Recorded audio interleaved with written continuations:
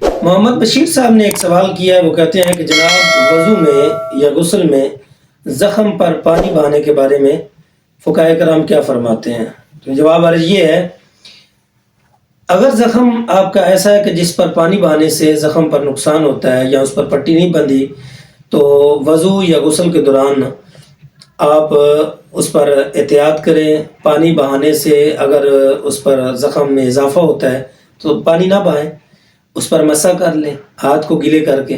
اگر مسح کرنے سے بھی تکلیف ہوتی ہے تو مسح بھی نہ کریں۔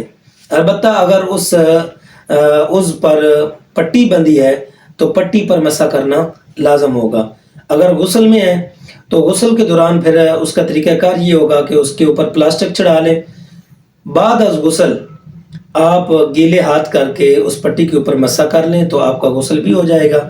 اسی طریقے سے وضو کے دوران بھی یہی حل ہوگا کہ پٹی بندھی ہے تو پٹی کے اوپر مسح کر لیں۔ اگر زخم پر پانی بہانے سے، حتیٰ کہ اگر مسح کرنے سے بھی زخم کے اندر تکلیف بڑھتی ہے تو مسح بھی معاف ہے، باقی اعضاء کو اس کے ارد گرد اس کو دھو لیا جائے تو آپ کا وضو ہو جائے گا۔ واللہ اعلم بالصواب۔